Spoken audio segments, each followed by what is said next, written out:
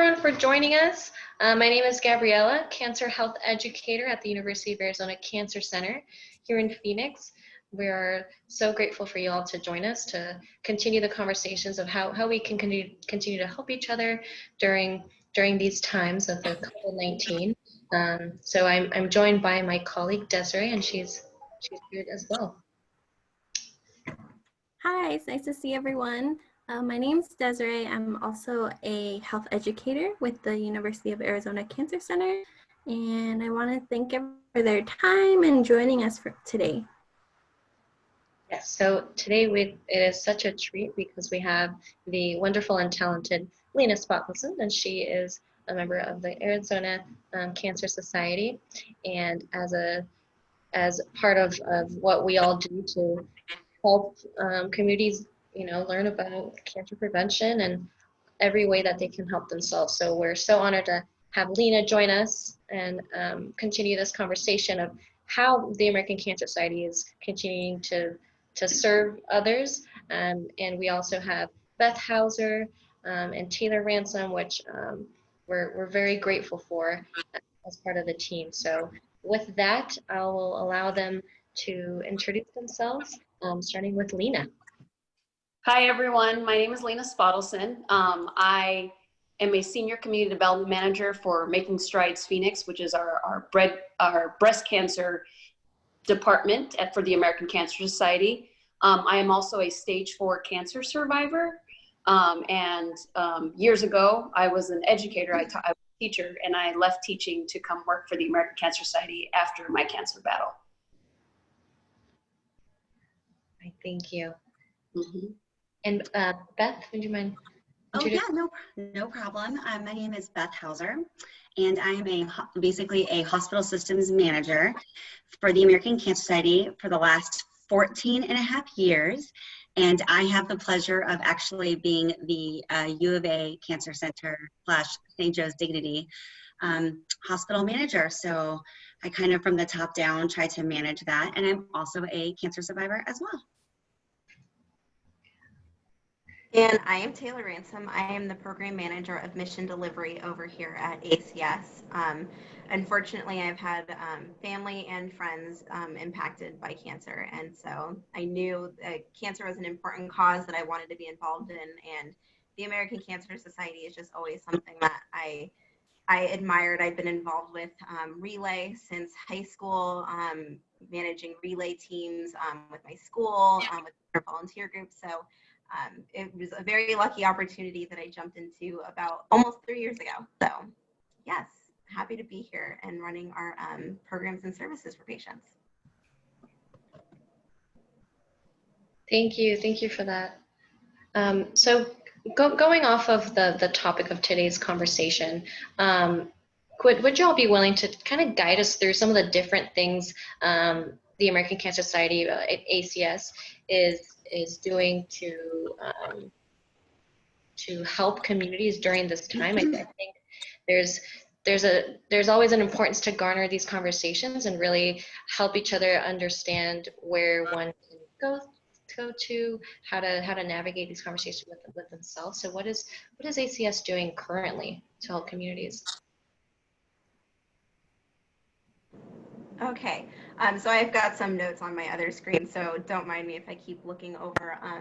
ACS, we attack cancer from every angle, and we're very well known for our research, but there are so many other things that we help with and so many other aspects that we look into in terms of the cancer journey. So I'll share with you some things that we have generally, and then I know Beth can give some more specifics on what is going on with COVID-19. But we offer 24/7 support, and that's a big one that we think people can utilize right now. We have what's called the National Cancer Information Center, which is NCIC for short, and they are live agents that are available. They work from home, and they're available 24/7, 365 to answer any questions, concerns that patients, survivors, caregivers have. They can help direct them to programs and services, just there for support and a listening ear. We kind of say cancer doesn't sleep, so neither do we. So we have that service available 24/7 for anyone who needs to call and just have someone listening, even if it's at 3 in the morning. We have a lot of online resources right now. Our cancer.org website is just a wealth of information that covers everything across the board. So right now, it's really helpful for general cancer information. If you're newly diagnosed or you have a family member or friend and you just need more information about a certain type of cancer, that's available on there. We have personal health managers, which help you keep your whole journey organized. You can keep notes in there. It kind of helps you with questions that you should ask your healthcare providers. It provides areas for notes as you're going to your doctor's appointments. We have caregiver resources. I think that's the biggest thing that is forgotten when a cancer diagnosis happens, is that a caregiver needs support too. So we have a caregiver resource guide that's available, and it's a very long PDF document that covers everything across the board: how to take care of yourself, things to consider, the best way you can support someone going through a cancer diagnosis, things like that. We have caregiver resource videos available that cover different topics that they can watch. We have online support groups available, and direction to get to other support groups if it's something that you wanted to do face-to-face at a later time. So we have a ton of opportunities online for people to get the information they need, and we use that for our education as well, with prevention, early detection, just how to stay healthy, things that are important right now, like healthy eating. We have cookbooks through our bookstore. We have just helpful reminders on your servings of fruits and vegetables on there, how to stay active, sun protection. So when you get a little sick of your 4 walls, making sure you're protecting your skin when you're outside in the yard, everything like that is available online. We have a Reach to Recovery program, which matches a trained volunteer that's a breast cancer survivor with a current breast cancer patient. And we match people up as closely as we can based on preferences, whether it's languages, specific treatment types that they went through. If, let's say, a single mother wants to be matched with another single mother, we try to do that to the best of our ability, so the relationship is as similar. And those volunteers just provide support and a listening ear and encouragement.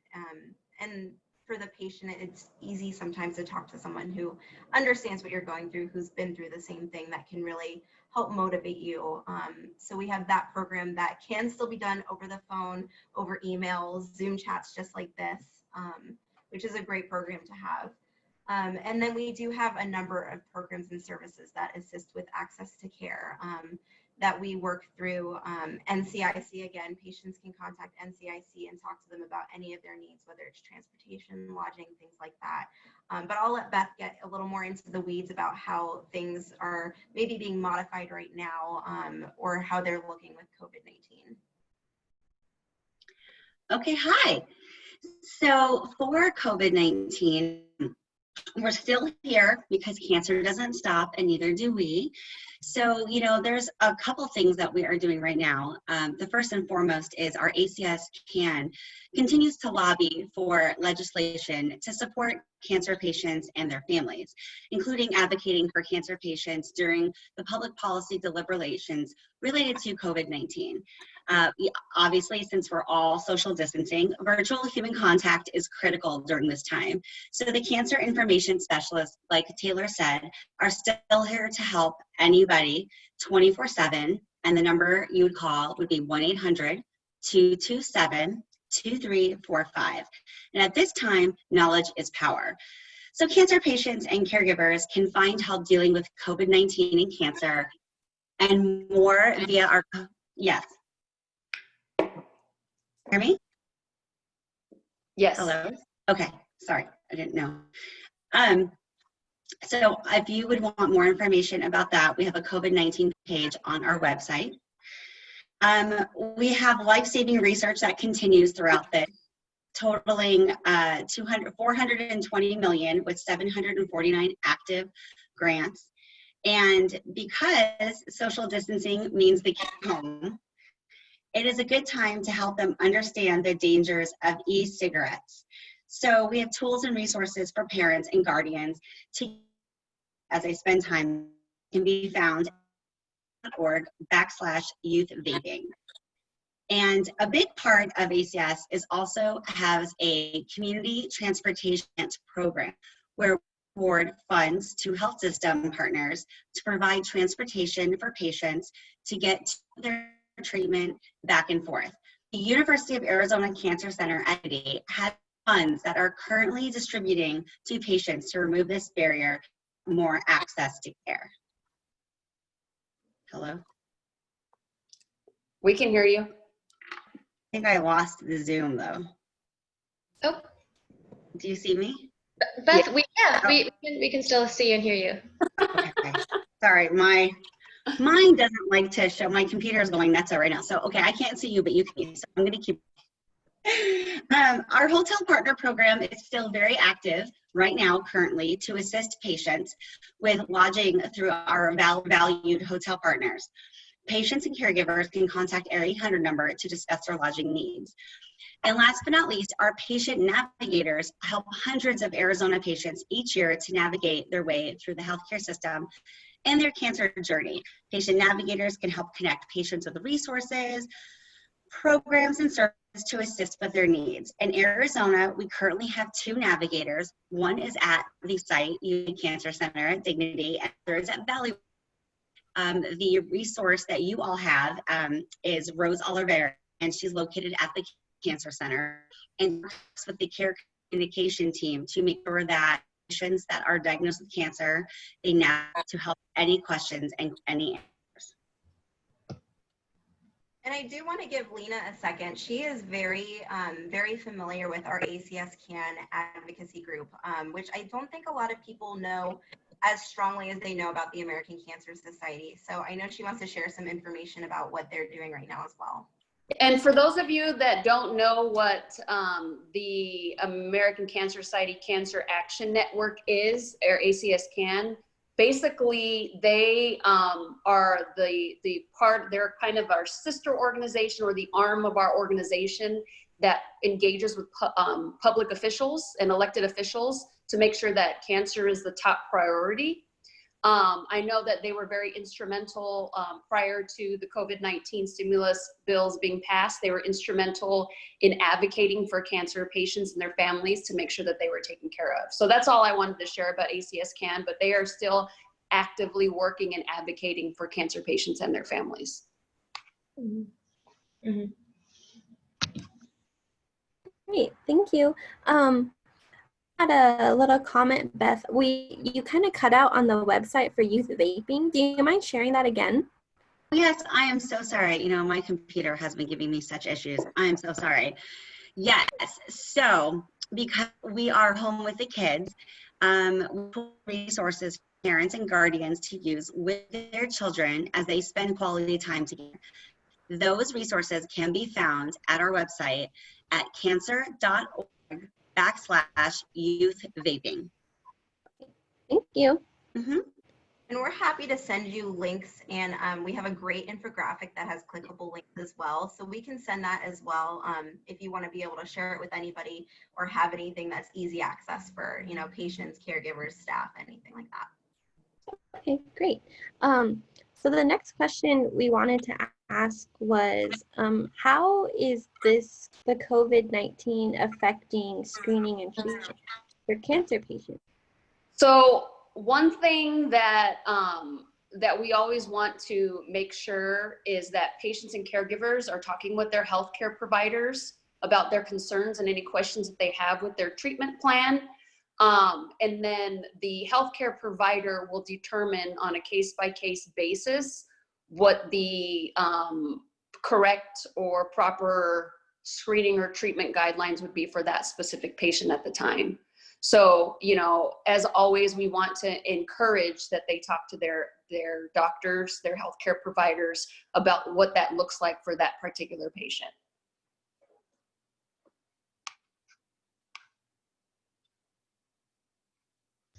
And Taylor, you had mentioned this previously, but I was curious if you could provide us with further detail regarding. Do you have any suggestions for the cancer patients and their families on how they might cope with everything that's going on, because that's just another added stressor given this reality for those families to remain as caregivers, but also to remain as a strong support system and during their loved ones' time.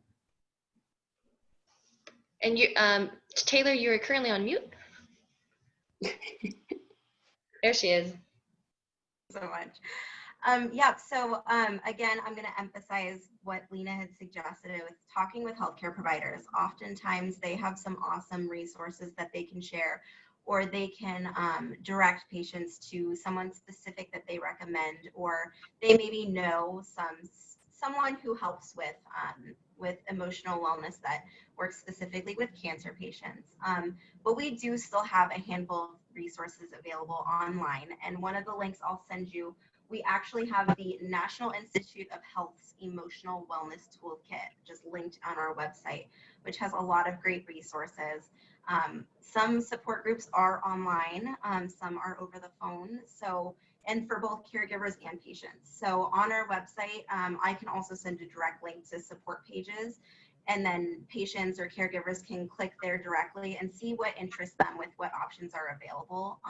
I just think that's important I know we can't do face-to-face right now in person, but there are still resources that can be done while you're kind of quarantining yourself. And there's also, I mean, just to reiterate, our 24-hour hotline that's 365 days a year, 24 hours a day. I don't know how many different languages, Taylor, but I know it's over 30 or something like that. But you know, that is available for anybody that, even if they just want to talk, somebody will answer the phone, and that's available for all cancer patients and their families. So we just want to reiterate that. And like Taylor said, we will send you that number, but that number is 1-800-227-2345. And if there is a resource that we don't have in particular, or if they're looking for something different, our NCIC team has a list of resources in each area that they can still assist in, maybe directing them to another nonprofit or another company or organization that has the service that they're looking for. So even if it's something that we won't be doing directly, then they still have access to other resources by contacting us.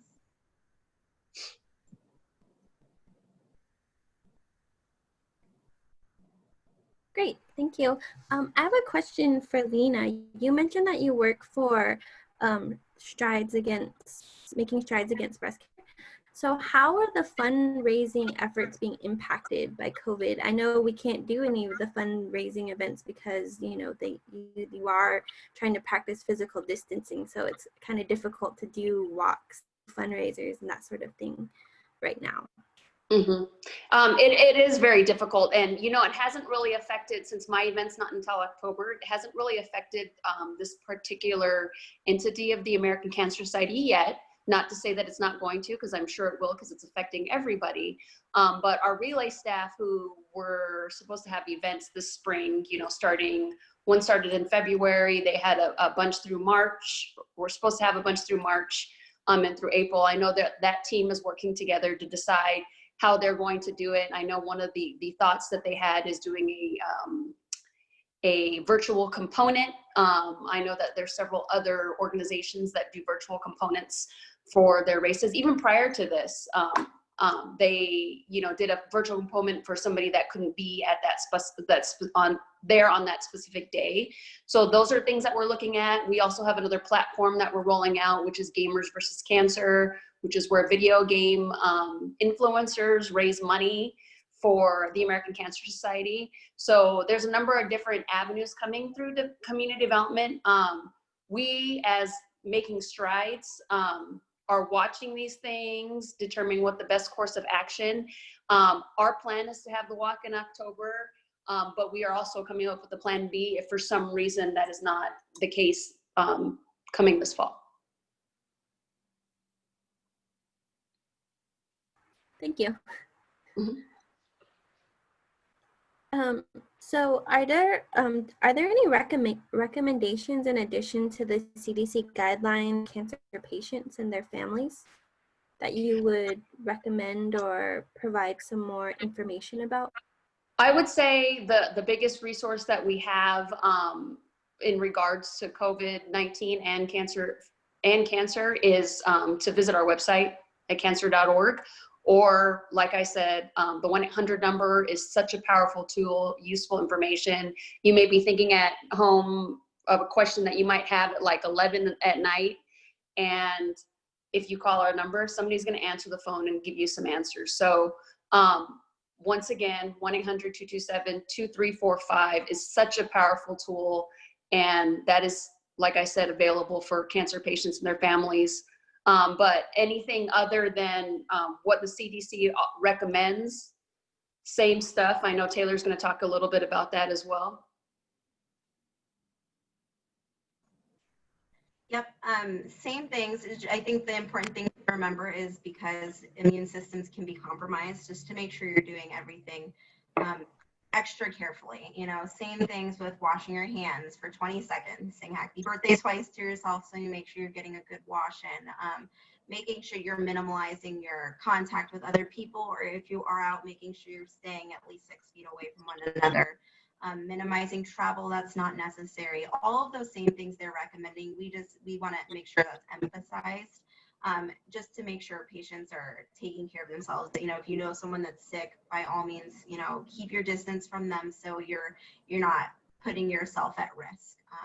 I think that's just the most important thing to keep in mind right now. And knowledge is power. So keep updated with, you know, what the CDC is recommending through their website.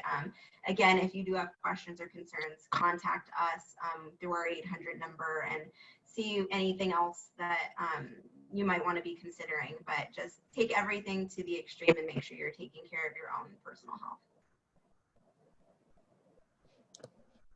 And Lena, I know that the American Cancer Society currently has a podcast with various information.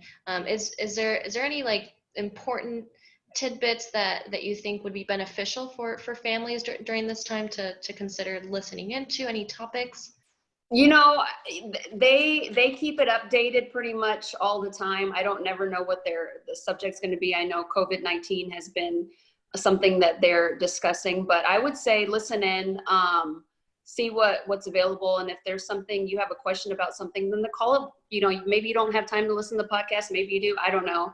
But call the 1-800 number, visit cancer.org, get the information you need. I personally, even as a survivor, I try not to overwhelm myself with stuff. So I kind of just take the information I need and then go on about my day, just so that I can be mentally health present. So, you know, whatever is going to be useful for that specific patient or that specific family. Yeah, I think that's one of the most important keys that American Cancer Society has, is that they have just myriad topics of information that are just readily available for anyone as the 24/7 hotline if people have any questions in any language. So it's really important for us to tell others of these services, because they might just not know, or might not be familiar with what's out there for them, especially families in dire need of additional information. And really, and I don't think people realize that anybody can call. So that, you know, that's something that that people don't realize. Well, I don't have cancer, I can't call that number, but yes, you can. So if you have questions, you need information, they will always be there to help. And one thing I want to emphasize about that is I think people are a little daunted by the idea of calling an 800 number, just with the stigma of what they are. You're going to get an automated message and things like that. But we do have live agents, and their wait time is down to 35 seconds, I believe. So it's not like you're going to call and you're going to be waiting on hold forever. It's not like you're going to have to go through 8 clicks on an automated message before you can get to a live agent. It's not nearly as daunting or as frustrating as I think people might expect when they hear call the 1-800 number. Mm-hmm. And I could vouch, I called at 3 a.m. because I wanted to see if somebody would answer the phone, and they did. And it was a live person. And so, you know, we tout, you know, 24/7, 365. And, you know, I'm saying that you know, patients and caregivers and healthcare providers. And so I was like, I want to see if they answer, and they did. And so it is, and they actually, like Lena and Taylor both had said, the fact that it's multilingual, like there's no barrier. Like there was a patient that I needed to help who only spoke Farsi. I do not speak that language. And I think I was on hold for maybe about 4 minutes, and then they connected me with a Farsi speaking translator, and I had them on speakerphone, and I had the patient here, and then we all had a communication, and it was very eye-opening, the fact that these are tools at our fingertips. So yes, they're open 24/7, and yes, they're multilingual. Beth, it's funny you say that, because I also did the same. I was like, let me test this out.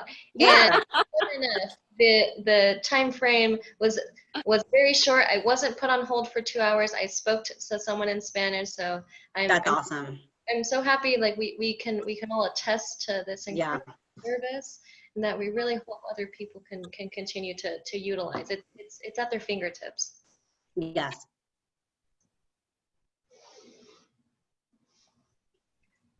Wow. Awesome. So I had one more question. We're doing this webinar to talk about how the American Cancer Society is continuing to serve the community. So what ways do you think that, you know, we as health educators or university entities or community partners can do to support American Cancer Society going forward? Did you want me to answer that? Sure, Beth. Since, well, and we're going to let Beth answer this only because she works with your specific location. So I think she's probably the best fit to answer this. Was it, can you repeat the question one more time? I think I got like half of it. Say that one more time. Oh, okay. So the question I had was, we're here at this webinar now talking about how the American Cancer Society supports the community, its patients, its families, its caregivers.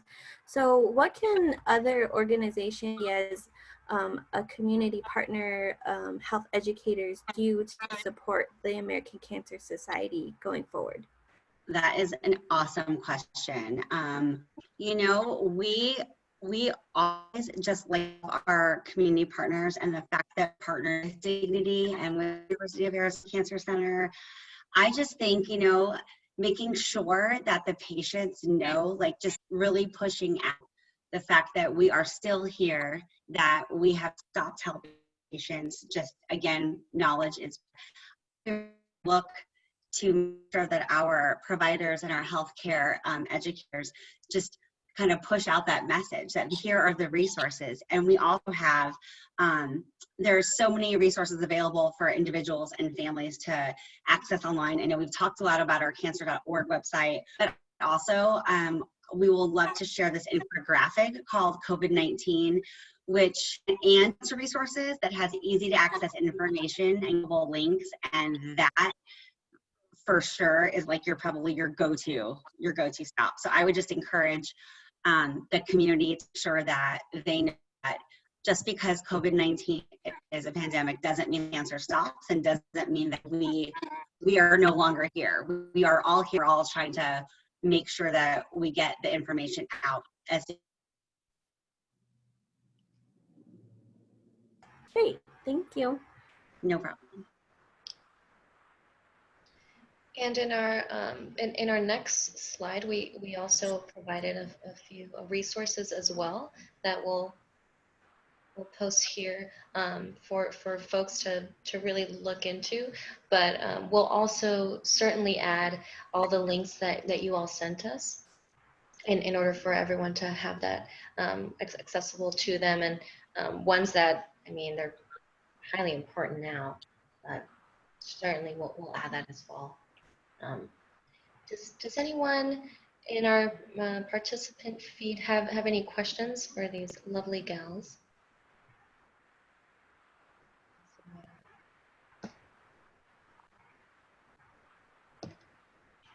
Might be a little camera shy, but that's totally okay. If anyone does have any questions, please write us. There's the chat below or send us any other questions for our guest.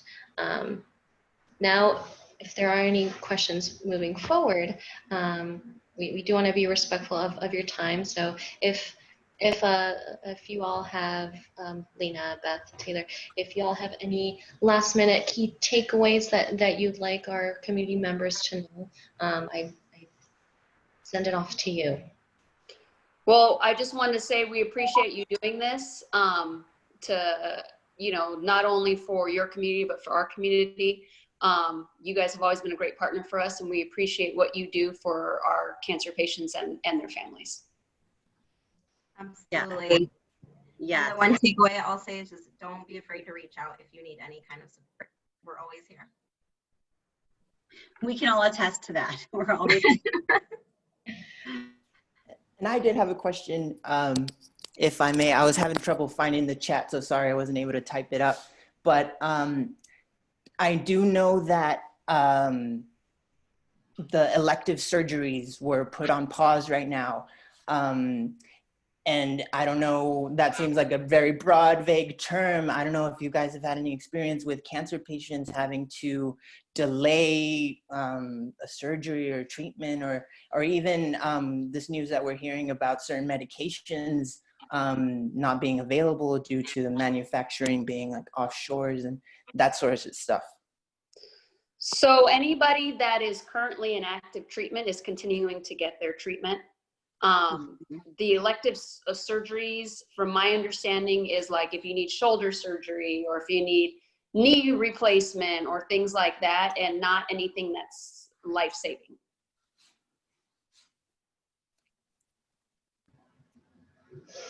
Okay, great. That's good to hear, because that's the first thing I thought of, was like, oh my God, is this going to cause, someone to, put something off that could, like you said, be life-saving. So Right. Glad to hear that hasn't been something that you guys have had to encounter so far. No. And that's what we continue to advocate for, and that's why it was so important with our ACS CAN group that they were advocating for our patients and our cancer patients and their families with that the stimulus bill that was the bills that were passed. So they continue to advocating for us. I know that we've been on several calls where they've mentioned that the NCIC number, the 1-800 number that Taylor discussed, 80% of those calls are cancer patients right now who, in relation to COVID-19. So they're fielding a lot of questions about those same concerns that you may have. Awesome. Thank you very much. Thank you for your question, Octavio. Appreciate it. Well, with that, we always welcome any other questions that anyone may have if you would like to email us directly. And we'll provide the links that will be sent to us. So with that, Taylor, Ransom, Beth Hauser, Lena Spotleson, you're all wonderful and talented. Thank you for what you do for our communities, and we appreciate your time. Thank you for being with us today. Thank you. Thank you. We appreciate you. Thank you so much. Thank you, everyone, for joining us. Have a good day. Bye-bye. Bye.